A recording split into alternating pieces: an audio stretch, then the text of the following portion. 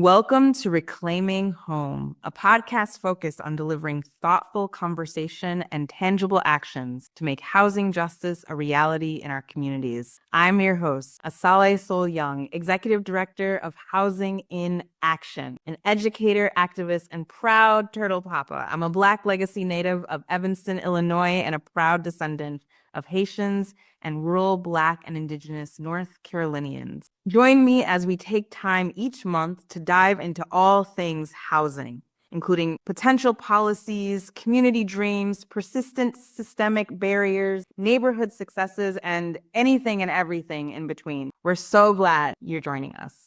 Here at Housing in Action, we acknowledge that we live our lives and do our work on land that European colonizers stole from the Dakota peoples indigenous to Minnesota. In order for this theft to occur, sadistic acts of genocide, rape, and forced assimilation were employed. We also acknowledge that we live our lives and do our work on land that was cultivated and developed by bodies that European colonizers stole from the West African countries through the transatlantic slave trade. In order for these thefts to occur, sadistic acts of genocide, rape, and forced assimilation were employed. We acknowledge what was taken from our collective human ancestors. As we do so, we commit to work and fight for the liberation of the descendants of those enslaved through American chattel slavery and the sovereignty of all Native American peoples. Hey folks, welcome to Reclaiming Home. My name is Tammy, and I'm going to be your host today. Joining with me is my friend, housing justice ally, Juan Luis Rivera Reyes. Before we get started, we're going to be talking about Tenant Opportunity Purchase Act, also known as TOPA. But before we jump into that, I would love to give Juan Luis a chance to give a quick intro. Yeah, sweet. Yeah, thanks for having me. Good to be here with you, Tammy. My name's Juan Luis, he, him pronouns. I'm a coalition organizer at the Alliance for Metropolitan Stability. I work on our housing coalitions primarily, so the Equity in Place Coalition, and then I co-convene the Housing Justice League. Sweet. Well, I'm so excited for the conversations today. TOPA, Tenant Opportunity Purchase Act, is something we care a lot about at the Housing Justice League, which is a coalition of various nonprofits. Housing in Action is in it as well, with the Alliance and other amazing organizations. So before we jump into TOPA, I think it's really important to give a quick high-level understanding of what is TOPA. So let us have it. Yeah, I mean, at the highest level, tenant opportunity to purchase, TOPA, would give the tenant an opportunity to purchase if their building went up for sale. So if the landlord decides one day, I no longer want to have this property, I want to offload it.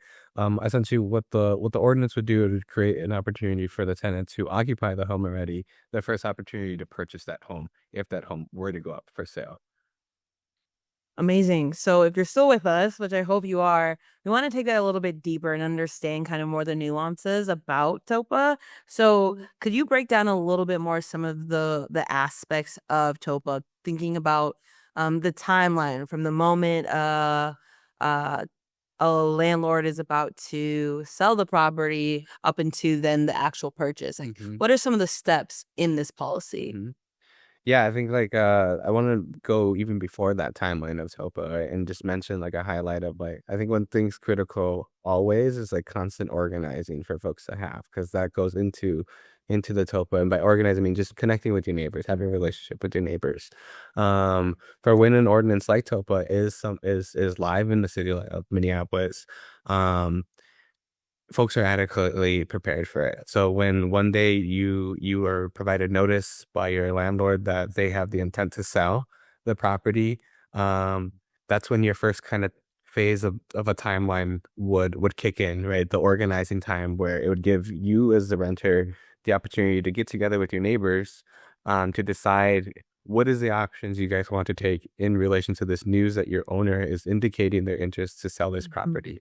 Under tenant opportunity to purchase, there's a variety of options that folks can take. One of the most clear ones are organizing together, forming a tenant association that then collectively exercises their right to purchase the property together into a cooperative model. There are other models, there's other avenues recognizing not everyone wants to be a homeowner or have the responsibilities of of what ownership means, to also still come together and organize, but to organize to ask for specific conditions in order to sell their right to another entity that would then come in and purchase the property from its original owner that is intended to sell it.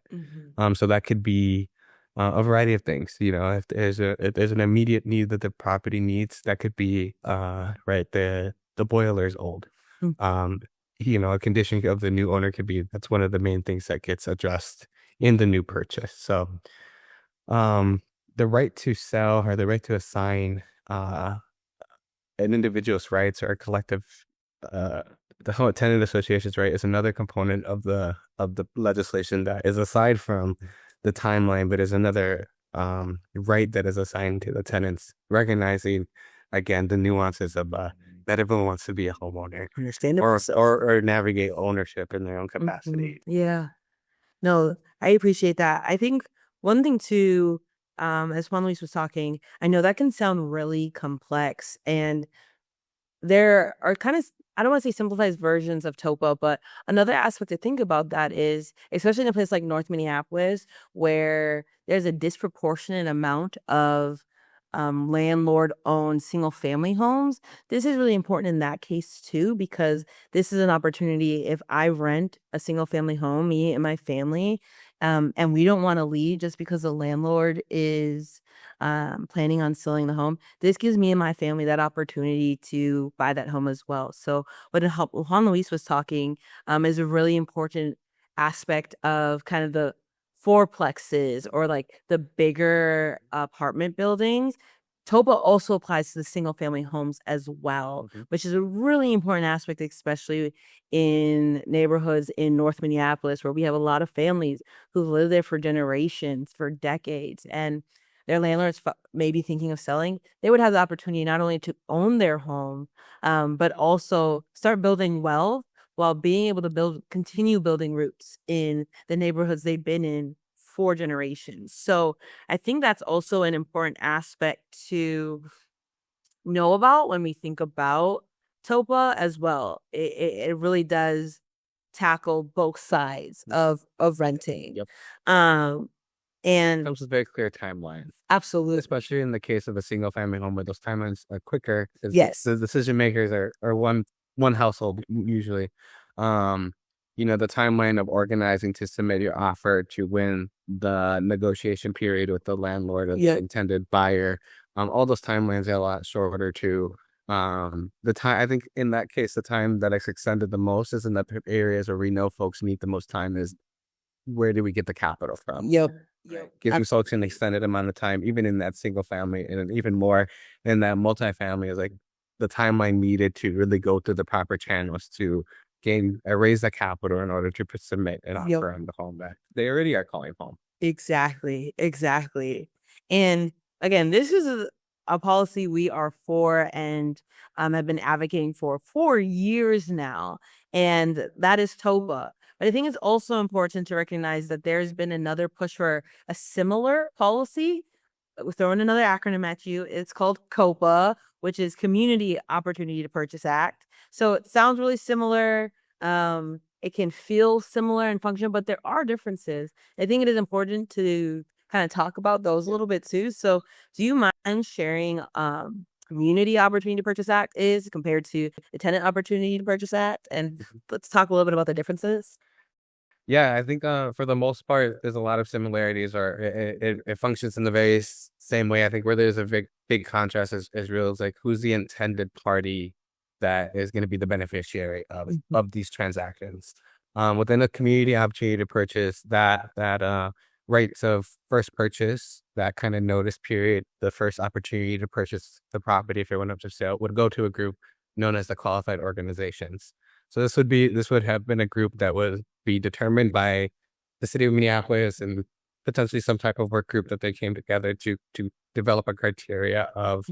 I think what they were aiming for was mostly going to be nonprofit developers to be able to be the first entities that would get the notices of properties that were going up for sale under a COPA. So that's the first kind of big differentiation, is that opportunity wouldn't go to the tenants that reside in those properties. It would go to, in most cases, third-party organizations that would then be able to exercise their right to purchase a property that's already occupied by folks in there.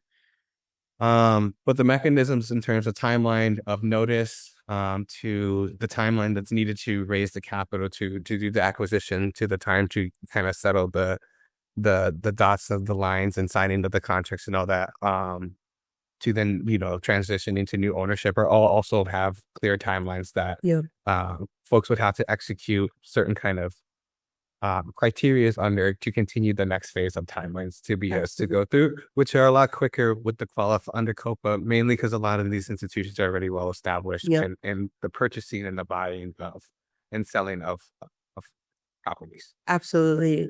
And while there are some differences, like Juan Luis said, there are also, again, there's great similarities. But one thing that's really important to notice too is that a strong TOPA policy has COPA embedded.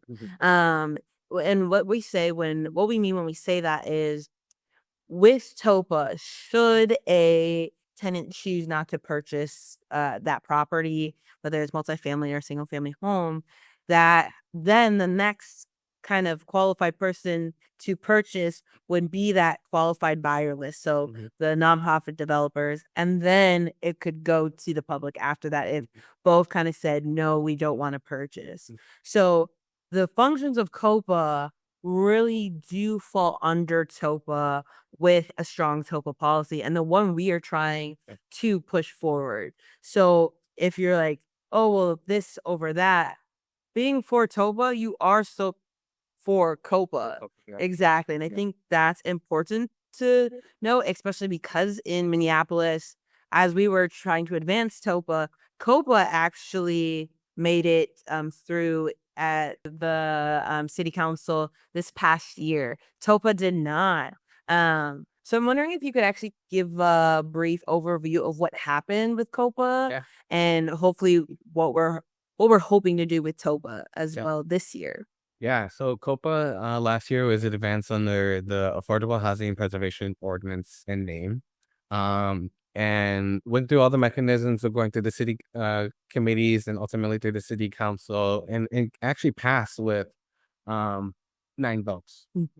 Passed with 9. With the 9, yeah. So it was veto proof. Yeah, so it was veto proof, and it wasn't clear that the mayor was going to veto the legislation, so it felt like it was going to go through. I think the night of the legislation passing is where decisions were made, and the administration ultimately decided to veto the ordinance in its totality. Even with the 9-proof veto coalition that voted for it, the day that the veto vote was put in front of council to essentially determine if they were going to vote to override the veto, there was only 7 members that voted in favor of overriding the veto. So it ultimately failed. So basically, it had originally 9 votes, which meant it should have been veto proof. The mayor did veto it. So when it was sent back to the city council to essentially override that veto, 2 people chose not to vote for it. One was absent that day, and then another member switched their vote. Okay. So COPA ultimately then failed. Yeah, so then COPA ultimately then failed, leaving the city without any opportunity to purchase. Okay. So I'm curious to know your thoughts on, given what we learned this past year with COPA being pushed through city council, like, what would we do differently, or what are we trying to do differently to ensure TOPA, which is stronger than COPA, to get past city council?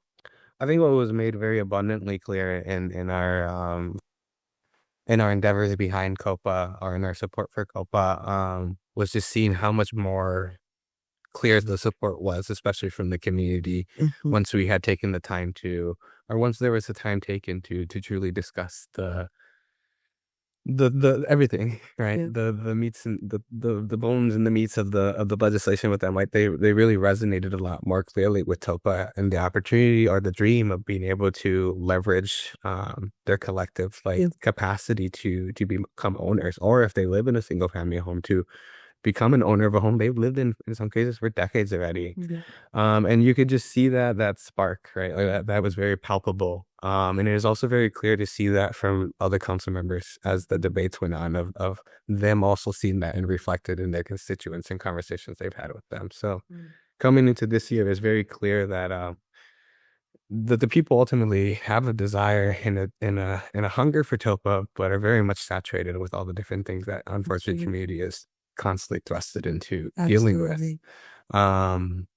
But that interest and that drive is still there. Absolutely. So I think in coming to this year, it's like meeting folks where they're at, I think has been a big pillar of Yeah. what we've been leaning into in our support and our endeavor to get TOPA over the finish line this year, is really taking the time to meet those who would be mostly deeply affected by TOPA, to be able to leverage this where they're at, the communities that they're at the times that are more appropriate for them, with a meal that's racially and culturally appropriate for them, or religiously appropriate for them as well, right? So I think it's like taking the time to truly see people and be with people in community, I think has been a big principle Yeah. to our new endeavor. And I like that piece too about being intentional, meeting with people.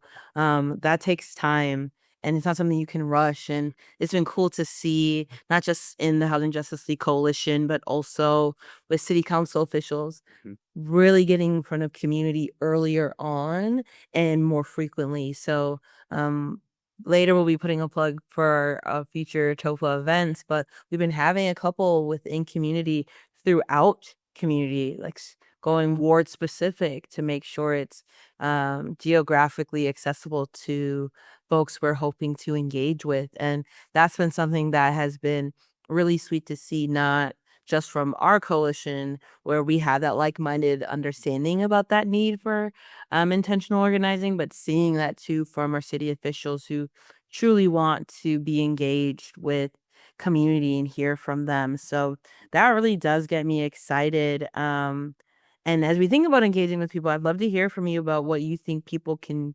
do to get involved in order to get TOPA passed. Yeah, we'd love to come and have conversations with folks. If folks want to host any member of the Housing Justice League to come and speak to their communities, whether you're associated with an organization or you have a neighbor group that you're associated with, I think like we are really leaning into meeting folks where they're at on the grounds in the communities that they call home, and seeing homes, right? Like when we're talking about this envisioning of community ownership through TOPA, we want to see the communities that folks are envisioning the ownership of.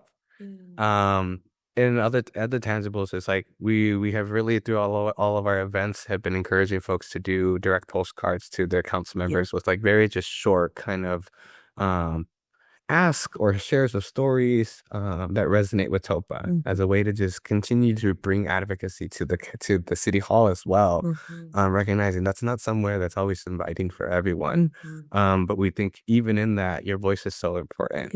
And we have taken the burden, privilege, I don't know how you want to present it, or how we should present it, but of delivering these letters. I think it really is a privilege. There's so much art and so much beauty behind these postcards and being able to deliver them and seeing the impact of them physically going into the different mailboxes of council members, knowing the vulnerability in the story, like the time that folks took to write those stories down. So that has been another big thing that we've been asking of folks. So really what we're leaning into is wanting to get out there with folks. If you want to host any, or if you want to invite us to any conversations, or if you're interested in hosting a door knocking in your neighborhood, please like reach out to any members of the Housing Justice League, because I think we're recognizing the hunger in community, so we want to meet that urgency from folks.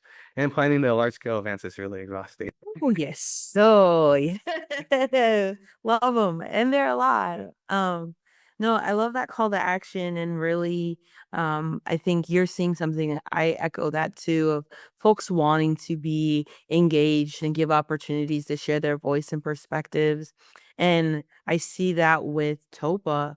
And I understand still in that, folks feeling the hesitancy of, well, I don't know a lot about policy. This isn't my realm. Help me to understand more. So I'd love to give us an opportunity to do that if you're able to break down, some of the key arguments for TOPA, and then in a moment we'll jump into some of the arguments against it to really help folks understand holistically what is this policy, how might people interact or view it, and how do I just learn more about what I'm supporting? I think our biggest argument and our arguments that we've seen from colleagues across the nation that live in jurisdictions that have some degree of opportunity to purchase is really the agency that it provides for folks.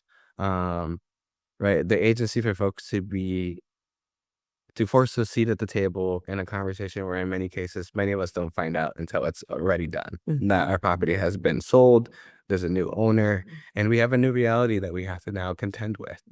The biggest arguments are that agency. Now you have to inform folks. You have to give them proper notice, and they have to they're at the decision table now, and are given the autonomy to decide what route they want to do, whether they want to buy their single family home or they live in a multifamily housing unit and want to organize with their neighbors. It's a degree of agency that we've never been offered to in the past. Right, we've always been subjects of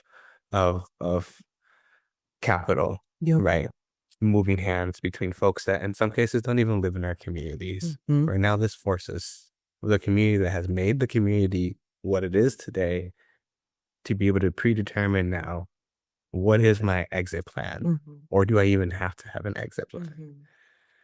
I think that's the biggest argument, is like the autonomy that it provides for folks. We are big components of, if it takes time to do something right, it takes time to do it right. And I think the timelines that TOPA sets in place is our intention of recognizing that. I don't think there's ever enough time for folks to truly come to that decision, right? It's such a deep decision of ownership. Absolutely. When many of us, I know myself, have never seen that in reality. Absolutely. So I think that's the argument. It's like the biggest one is giving folks agency, but then the most tangible is like preservation of affordability. Right? Tenants will be able to now predetermine what are their lived experiences when it relates to how they want to maintain their housing if they go to ownership. Right? What are the things we want to now decide we're going to spend our rental cost on to fix? Absolutely. Right? Past paying what the fixed costs are, right? With the extra money that you might have from collecting the rents that are no longer going to a different person, but going to this collective pool. Then you get to leverage in different ways to repair your unit or your home. Right? That agency to determine affordability.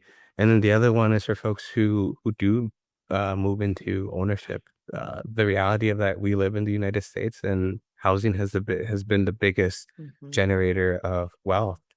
And we really believe that the TOPA policy that we're moving forward is best in alignment with BIPOC folks, Black and Brown folks, Indigenous folks, low-income folks across the corridor, middle-class folks across the corridor that have struggled day and night to accomplish this dream. And it just continues every year to get further and further. Absolutely. Become further and further a dream. Exactly. And I love that piece. I think that's a huge proponent of why Housing in Action gets involved in policies like TOPA, when we see just that extraction of wealth, again, in a place like North Minneapolis, where you have people or wealth management fund, hedge funds out of state owning thousands of properties throughout Minnesota, and a lot of it is congregated in North. And to be able to bring that wealth back into the hands of community and the families who've been living there forever is so important to us. And I also think too that it's, if it's not ownership, to still be able to get something out of it, like some funds, some money, if you choose to sell your right, that puts money back into your hands. Again, as a tenant, you are helping pay someone else's mortgage, and they get the sole equity out of that. And I think this still acknowledges you as someone who put in equity Yeah. and should be able to get some equity out of it, even if it isn't through the full ownership of the home. Because like you said earlier, some people aren't trying to buy their home. Mhm. It's a lot. That's real. So there's no shade there. But you should still be able to get something out of it to acknowledge, like, I've lived here for 10 years. Yeah. Paying my rent on time to go to your mortgage, and now you're gonna get hundreds of thousands of dollars out of this. I deserve a couple thousand. Yeah. So I love that piece too. And it goes further back to what you were saying about agency. Mhm. This family member, individual, this group of people in a multifamily housing gets some agency to dictate, do I want to own, or do I want to get a few thousand that can help put in my emergency savings or my investment accounts, or help to build a business, or whatever that dream is for them. So it just kind of redistributes some of that power. Yeah. And I love that. Yeah, I think that's the biggest thing. Mhm. Our community there's very little spaces where our communities are really able to exercise full agency. Absolutely. The more that we can create real agency for folks, Absolutely. I think that's whatever the outcomes may be. Yeah, That is the decision of the folks who are now at the table. absolutely. So that, as y'all can see, there's just such strong and clear arguments for TOPA, but we'd be remiss to not talk about what folks are saying and the opposition are saying about TOPA as well. So I'd love to touch on those too, and even break those down a little bit, if we can. Yeah.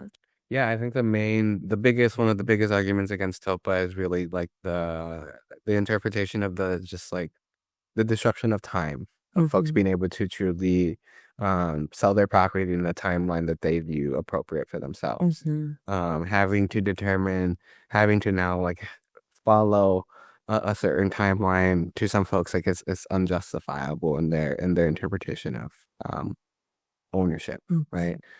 So that's kind of one of the biggest arguments that we face is this interpretations of takings Yeah. and violating folks' ability to truly buy and sell property at a timeline that isn't going to cost them financial Absolutely. hardship because of the established timeline. And to speak to that, I think it's really important to know, we, even without TOPA, there is a timeline. You can't sell your house today and get the profits tomorrow. Yeah. Even if in the moment you list the property and someone puts in an offer an hour later, there is still a process to close. So we really want to try and debunk that a little bit of, yes, this could potentially extend it, but not significantly. Folks will still be able to sell and get um that house or building closed, and in what we believe is still a reasonable time frame. Yep. And I think to also add, It's a very invested buyer too. exactly. That's the other part. Exactly. And I think that's important to note, is the fact that TOPA doesn't prohibit um, your ability to make what you want to make on the home. For instance, if it's a single family home through TOPA, if you want to list it for $600,000, the tenant has to be able to make that offer at $600,000, or it can go to another buyer. Now, that other buyer might not be able to pay $600,000. Like, the realities of the market, you might be overshooting it a lot. Yeah. So TOPA isn't prohibiting you from selling that home. It's too high of a listing price. But if you make a realistic offer, say at $300,000 for 3-bedroom, 2-bath in Minneapolis, if the tenant is able to make that offer, they just have the right to do so. So TOPA is not limiting your ability to profit. And that's something we want to make clear. If you want to try and sell your house at that listing price, TOPA isn't saying you can't. So you could still reap the benefits of TOPA while allowing community to reap the benefits as well. And I think that's really important to debunk. Yeah, most definitely. Most definitely. And I think on that aspect of selling as well, is we've heard from predominantly realtors some of the concerns as well of their interpretation that TOPA will make it harder for first time home buyers who are looking to go into the market for the first time and become homeowners. This doesn't impact homes that are already. TOPA would have no impact at all in establishing any oversight over how folks would be able to buy a home that is already occupied by a homeowner. So if it's a homeowner who has not renting the unit in any capacity to anyone, not a basement, not a bedroom, right? Like is solely occupying this home and decides to sell this home, TOPA wouldn't mess with it in any capacity. It would continue as the market operates today. So it doesn't interfere with the homes that, in many cases, first-time home buyers are looking for. Exactly. It's homes that are already occupied by homeowners who are either downsizing or for a variety of reasons selling the home, right, and putting it on the market. As long as the house isn't, or the unit or the property isn't being occupied as a rental, then it doesn't impact at all. Now, if it's an owner occupied rental, then that's a different situation because you are offering rental to someone, which they would be given the right of first, right? That's a whole nother situation, a little more complicated. Absolutely. But if you are a homeowner who is strictly just a homeowner and wants to sell your home from being owned by you to owned by someone else, this doesn't impact you at all. Absolutely. So I think that has been a big misconception that has been convoluted in the discussions, especially even within COPA, that I think I get a little bit confused of where it really comes from. In terms of its perception of really having an impact on that side of the market. Absolutely. It's misinformation that we're hoping to just provide clarity to our listeners as they're learning about this policy, which again we believe is vital to seeing the vibrancy of our communities and to see them thrive. We think TOPA is a really viable pathway forward for those things.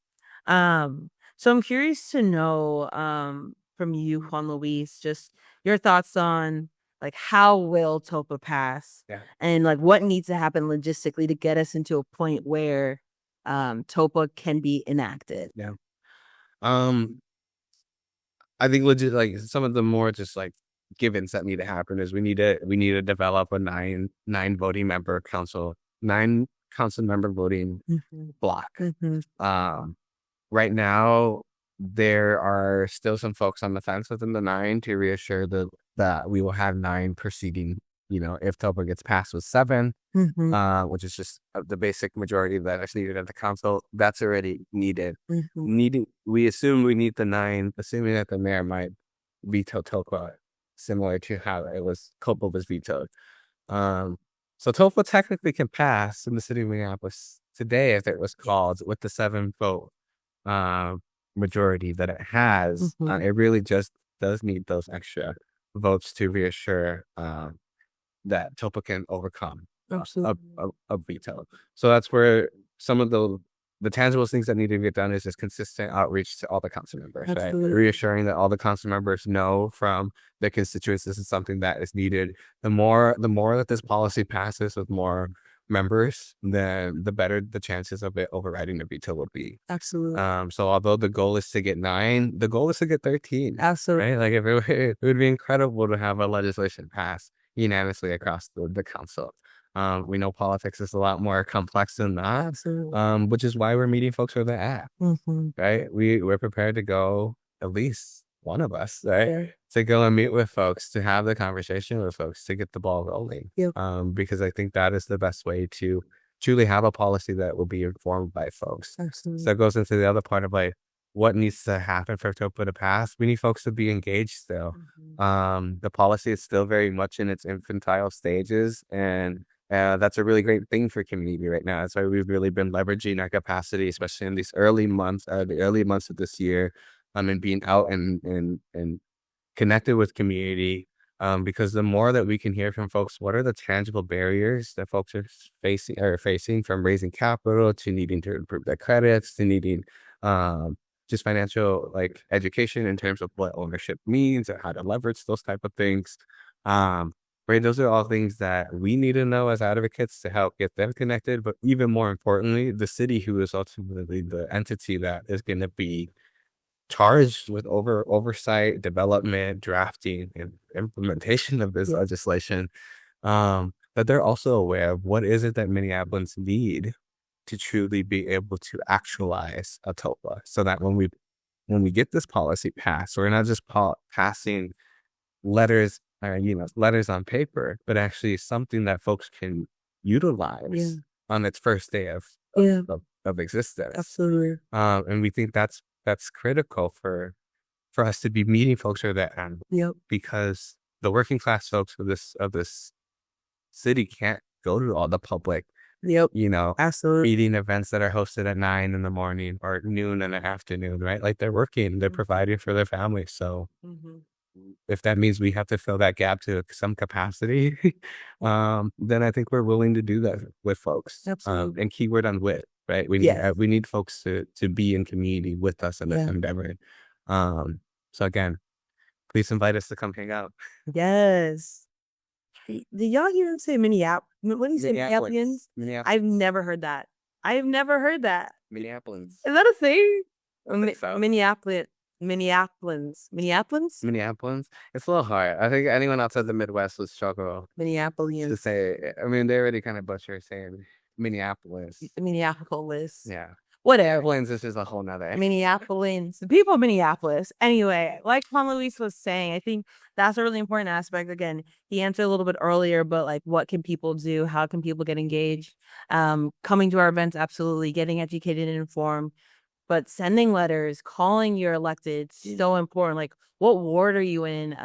Check that out. Reach out to your city council member, and then invite your neighbors to do the same. Again, we are powerful in community, so this will take community. So I love what you were saying about, we want to do this with community. We want to do this with you all. So please reach out if there's anything you can do after listening to this podcast. It's, connecting with us to learn more, but reaching out to your electeds. And if you're for this policy, stating that you are, they need to hear our voices. So I'm really excited to not only have you all engage with us in this way. Thank you for listening, but thank you for engaging. We're looking forward to the ways we can connect to advance TOPA, because I'll say this time and time again, we just see the beauty that can come from a policy like this. And I would just like to pass it off to Juan Luisa, really kind of end for us and answer, like, what would TOPA do for our neighbors, and what does a city with TOPA look like? You named a little earlier. We wouldn't be the first. TOPA exists in other cities in the United States.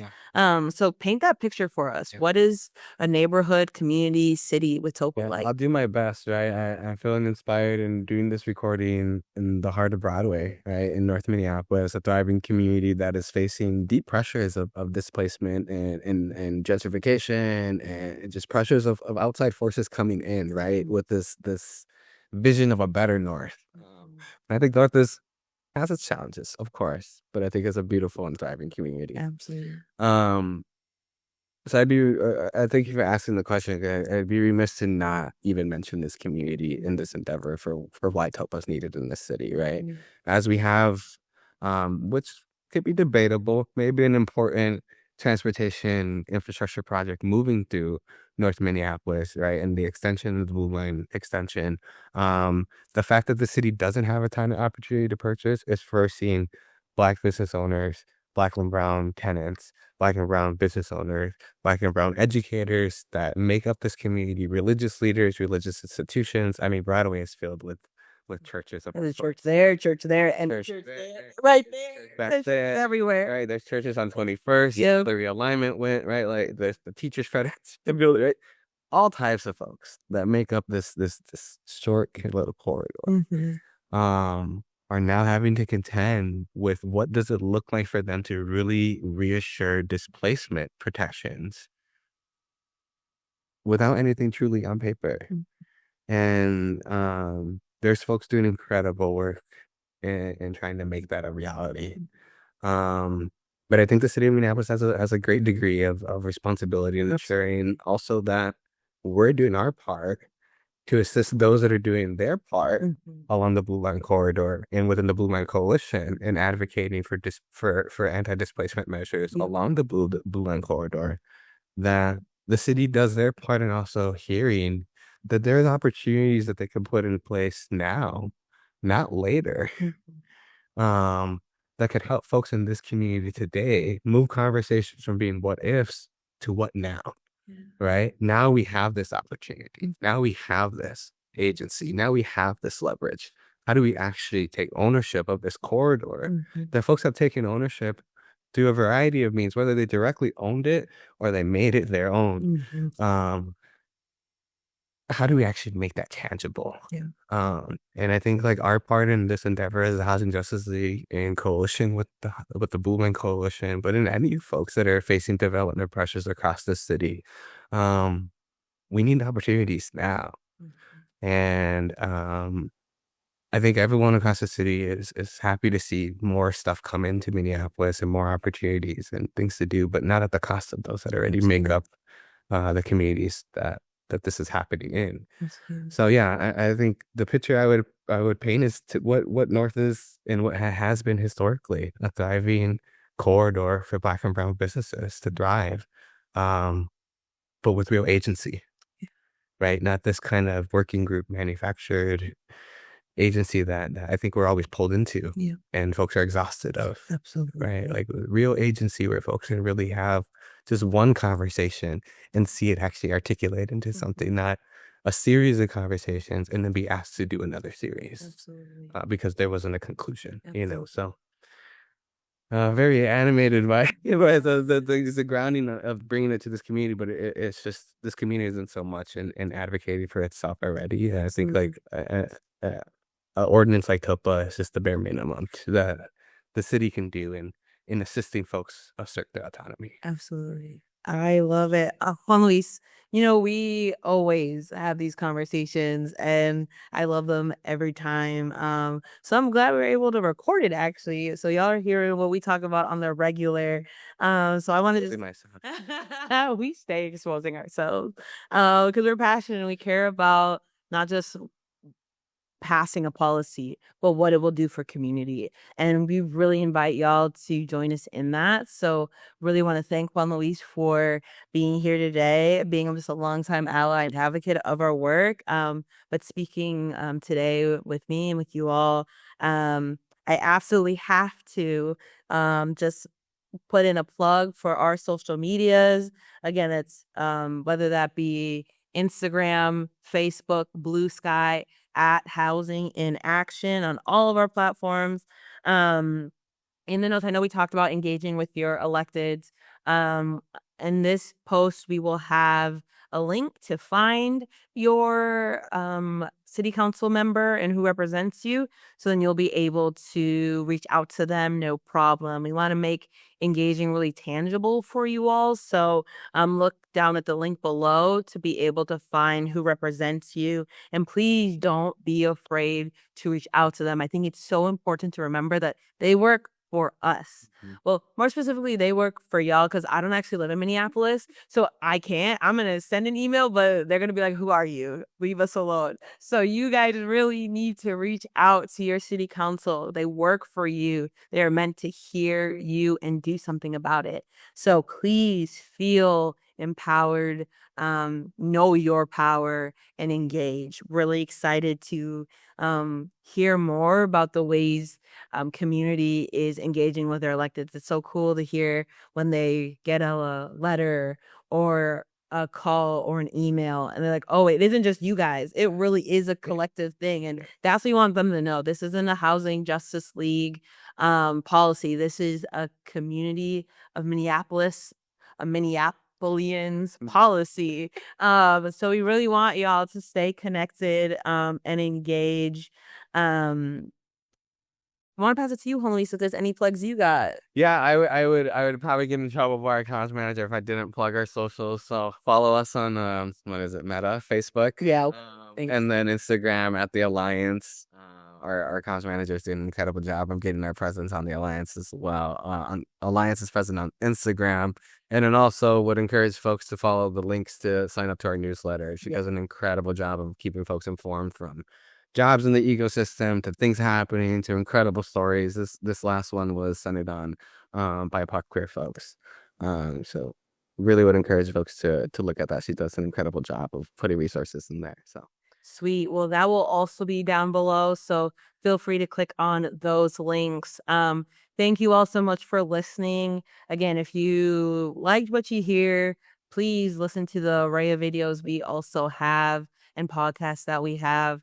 We wouldn't be able to do this without your support and donations. So just want to really make that plug too. If you like what you hear, give us your money, essentially, so we can continue doing this work.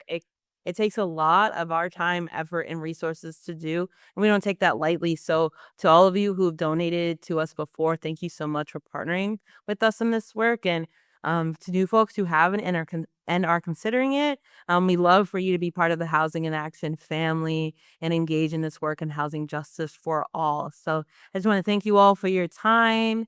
I don't know how to wrap up. It's that Minnesota goodbye in me. So we're just going to wrap it up. So thanks, folks. Bye.